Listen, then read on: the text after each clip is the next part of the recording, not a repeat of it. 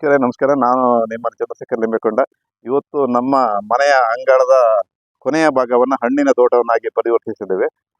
ಯಾಕಂತ ಹೇಳಿದ್ರೆ ಹಣ್ಣು ಮನುಷ್ಯನಿಗೆ ತುಂಬ ಅತ್ಯಗತ್ಯ. ಎಲ್ಲ ಥರದ ಎಲ್ಲ ಸಮಯದಲ್ಲೂ ಆಗ್ತಕ್ಕಂಥ ಹಣ್ಣುಗಳನ್ನು ನಾವು ಅಂಗಳದ ಬದಿಯಲ್ಲಿ ನೆಟ್ಟಾಗ ನೋಡೋರಿಗೂ ಚಂದ, ನಮ್ಗೆ ತಿನ್ಲಿಕ್ಕೂ ಚಂದ, ಮಕ್ಕಳಿಗೂ ಒಂದು ಖುಷಿ ಬರುತ್ತೆ ಕೃಷಿಯಲ್ಲಿ. ಅದಕ್ಕೋಸ್ಕರ ನಾವೆಲ್ಲದನ್ನ ಹಣ್ಣಿನ ತೋಟವನ್ನಾಗಿ ಪರಿವರ್ತಿಸಿದ್ದೇವೆ.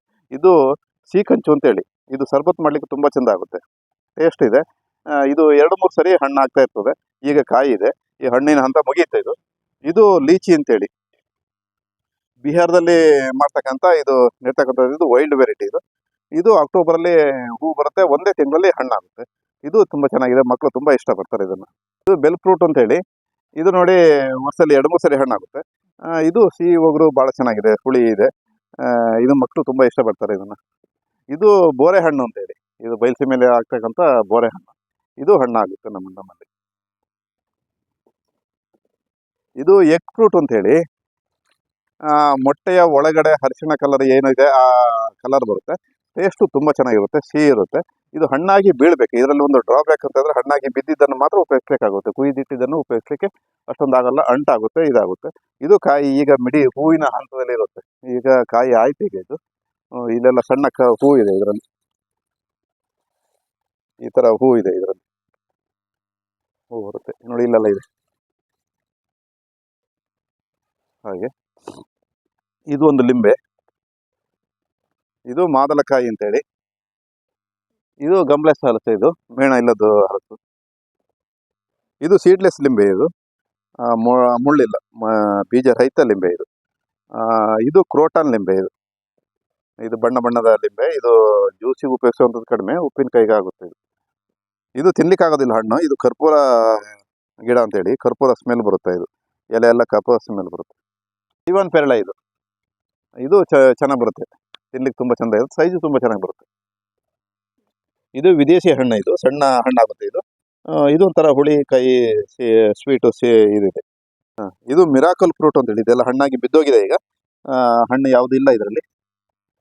ಇದು ತಿಂದರೆ, ಇದು ತಿಂದ ನಂತರ ಎಷ್ಟೇ ಹುಳಿ ತಿಂದ್ರು, ಎಷ್ಟೇ ಹುಳಿ ವಸ್ತು ಅಥವಾ ಹುಣಸೆ ಹಣ್ಣು ಅಥವಾ ಲಿಂಬೆ ಹಣ್ಣು ಏನೇ ತಿಂದರೂ ಇದೇನಾಗುತ್ತೆ, ಸ್ವೀಟ್ ಆಗಿ ಪರಿಣಾಮ ಆಗ್ತದೆ. ಯಾವುದನ್ನ ತಿಂದರೂ ಸ್ವೀಟ್ ಆಗುತ್ತೆ. ಇದು ನಮ್ಮಲ್ಲಿ 8-9 ವೆರೈಟಿ ಮಾವಿನ ಹಣ್ಣು ಇದೆ. ನಾವು ಮಾವಿನ ಹಣ್ಣನ್ನು ಪೇಟೆಯಿಂದ ತರೋದಿಲ್ಲ. ತುಂಬ ಟೇಸ್ಟ್ ಇದೆ, ಮಲೆನಾಡಲ್ಲಾದರೂ ತುಂಬ ಚೆನ್ನಾಗಿ ಬರುತ್ತೆ. ಇದು ಗೋಡಂಬಿ ಗಿಡ. ನಮಗೆ ಗೋಡಂಬಿ ಸಮೇತ ಸಾಕಷ್ಟು ಆಗುತ್ತೆ. ಅದನ್ನು ಬೆಳೆದ ಕಾಯನ್ನು ಹೆಚ್ಚಿ ಸಾರು ಮಾಡಿ ತಿನ್ಬೋದು. ತುಂಬ ಸಾಂಬಾರು ತುಂಬ ಟೇಸ್ಟ್ ಆಗುತ್ತೆ. ಹಾಗೆ ಒಣಗಿಸಿ ಹುರಿದು ಸುಟ್ಟು ಇದು ಮಾಡ್ಬೋದು. ಇದೊಂಥರ ಪೇರಳೆ, ಇದ್ರ ಒಳಗಡೆ ಕೆಂಪಿದ್ರೂ ಸ್ವೀಟ್ ಇದ್ರೂ ಸ್ವಲ್ಪ ಕೈ ಟೇಸ್ಟ್ ಇದೆ. ಇದು ಕ್ಯಾನ್ಸರಿಗೆಲ್ಲ ತುಂಬ ಇದು ಮಾಡುತ್ತೆ ಅಂಥೇಳಿ ಒಬ್ಬರು ನನಗೆ ಕೊಟ್ಟರು. ಇದನ್ನು ತುಂಬ ಚೆನ್ನಾಗಿದೆ, ಟೇಸ್ಟು ಚೆನ್ನಾಗಿದೆ. ಇದು ಅನಾನಸ್, ಇದು ಸ್ವೀಟ್ ವೆರೈಟಿ. ಇದು ಮೆಕಾಡಮಿಯಾ ಸಣ್ಣ ಗಿಡ ನೋಡಿ. ಇದು ಎಲೆ ಎಲ್ಲ ಮುಳ್ಳು, ಯಾವುದೇ ದನದ ಕಾಟ ಇಲ್ಲ, ಯಾವುದೋ ಪ್ರಾಣಿ ಕಾಟ ಇಲ್ಲ. ಇನ್ನು ಸ್ವಲ್ಪ ದೊಡ್ಡದಾಗಬೇಕು ಇದು ಬರಲಿಕ್ಕೆ. ಇದು ಒಂದು 5-6 ತಿಂಗಳಾಯ್ತು ನೆಟ್ಟು. ಇದು ಬಾಂಬೆ ಆಮಟೆ. ಇದು ಸಿಹಿ ಆಮಟೆ ಅಂತ ಹೇಳ್ತಾರೆ, ಬಾಂಬೆ ಆಮಟೆ ಅಂತ ಹೇಳ್ತಾರೆ. ಇದನ್ನು ಸಾರು ಮಾಡಲಿಕ್ಕೆ, ಗೊಜ್ಜು ಮಾಡಲಿಕ್ಕೆ, ಹುಳಿ ಮಾಡಲಿಕ್ಕೆ ತುಂಬ ಚೆನ್ನಾಗಾಗುತ್ತೆ. ಇದು ಪ್ರತಿ ವರ್ಷವೂ ಆಗುತ್ತೆ ಸಾಕಷ್ಟು. ಇದು ಸ್ಟಾರ್ ಫ್ರೂಟ್ ಅಂತ ಹೇಳಿ, ಇದು ಸ್ವೀಟ್ ಇರುತ್ತೆ. ಇದು ತಿನ್ನಲಿಕ್ಕೂ ತುಂಬ ಚೆನ್ನಾಗಾಗುತ್ತೆ. ಮತ್ತು ಸಾರು ಗೊಜ್ಜನ್ನೆಲ್ಲ ಮಾಡ್ಬೋದು. ಇದು ಸ್ವೀಟ್ ಇದೆ. ಈ ಥರ ಯಾವ ಥರ ಈ ಥರ ಒಳ್ಳೆ ಚೆನ್ನಾಗಿದೆ, ಒಳ್ಳೆ ತಿನ್ನಲಿಕ್ಕೂ ಒಳ್ಳೆ ಟೇಸ್ಟ್ ಇದೆ. ಇದು ಕಾಶ್ಮೀರ ಪೇರಳೆ. ಕಾಶ್ಮೀರ ಸೇಬು ಹಾಗೆ ಪಲ್ಸು ಭಾಳ ನೈಸಾಗಿರುತ್ತೆ, ಮಾತ್ರ ಸಿಕ್ಕಾಪಟ್ಟೆ ಹುಳಿ ಇರುತ್ತೆ. ಇದು ಬೀಟ್ರೋಟ್ ಪೇರಳೆ. ಇದು ಟೇಸ್ಟ್ ತುಂಬ ಚೆನ್ನಾಗಿರುತ್ತೆ. ಈ ಒಂದು ಹಂತದಲ್ಲಿ ಹಣ್ಣಾಗಿ ಮುಗಿಯುತ್ತೆ, ಈಗ ಪುನಃ ಮಿಡಿ ಹಂತದಲ್ಲಿ ಇದೆ. ಇದು ಮಿಲ್ಕ್ ಫ್ರೂಟ್ ಅಂತೇಳಿ, ಇದು ವಿದೇಶದ್ದು. ಇದು ಒಳ್ಳೆ ಮಿಲ್ಕೇ ಆಗುತ್ತೆ, ಮಿಲ್ಕ್ ಟೈಪ್ ಆಗುತ್ತೆ. ಇದು ಟೇಸ್ಟ್ ತುಂಬ ಚೆನ್ನಾಗಿ ಇರುತ್ತೆ ನೋಡಲಿಕ್ಕೆ. ಆದರೆ ಹಣ್ಣಾಗಬೇಕು, ಗಿಡದಲ್ಲೇ ಹಣ್ಣಾಗಬೇಕು ಮಾತ್ರ. ಇದು ಆಲ್ ಸೀಸನ್ ಹಲಸು. ಇದು ಎಲ್ಲ ಟೈಮಲ್ಲೂ ಹಲಸಿನಕಾಯಿ ಆಗ್ತಾ ಇರ್ತದೆ. ಇದು ಟೇಸ್ಟು ತಿನ್ನಲಿಕ್ಕೆ ಅಷ್ಟೊಂದಿಲ್ಲ, ಆದರೂ ಚೆನ್ನಾಗಿದೆ.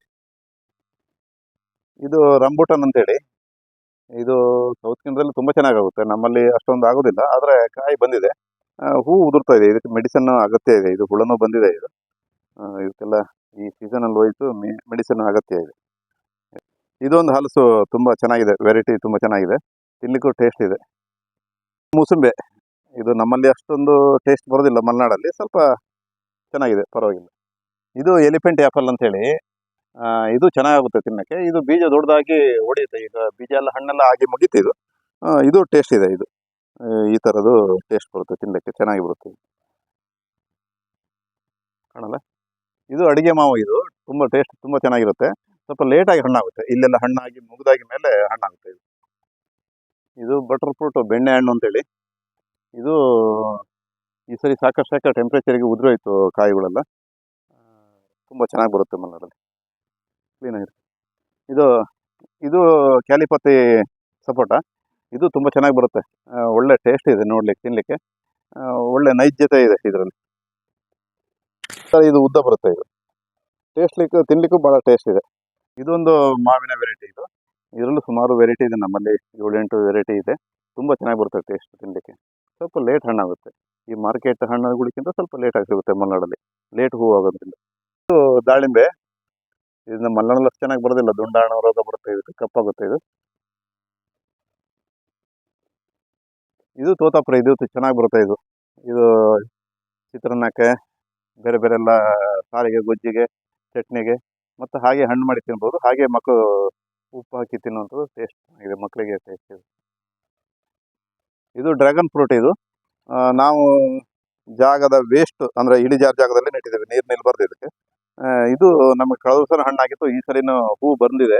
ಹೂ ಬಂದು 35 ದಿವಸಕ್ಕೆ, ಕೇವಲ 30 ದಿವಸಕ್ಕೆ ಹಣ್ಣು ಬರುತ್ತೆ. ಇದು ಹೂ ಬಂದು ಹೂವಾಗಿ 30 ದಿವಸಕ್ಕೆ ಬರುತ್ತೆ. ಇದು ನಾವು ವೇಸ್ಟ್ ಜಾಗದಲ್ಲಿ ಸುಮಾರು ನೆಟ್ಟಿದ್ದೀವಿ.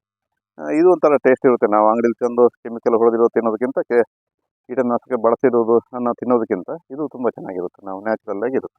ಇದು ಕಿತ್ತಳೆ ಗಿಡ. ನಮ್ಮಲ್ಲಿ ಸಾಕಷ್ಟು ತೋಟದಲ್ಲಿ ಕಿತ್ತಳೆ ಗಿಡ ಇದೆ. ಈಗಲೂ ಹಣ್ಣೆಲ್ಲ ಕಡಿಮೆ ಆಗ್ತಾ ಬಂತು, ಮರಗಳಿಗೆ ಕಾಯಿಲೆ ಬಂತು. ಈಗ ಸಾಕಷ್ಟು ಇದೆ, ತಿನ್ನುವಷ್ಟು ಮಟ್ಟ ಇದೆ, ಸ್ವಲ್ಪ ಸೇಲ್ ಮಾಡೋಷ್ಟು ಇದೆ ನಮ್ಮದು.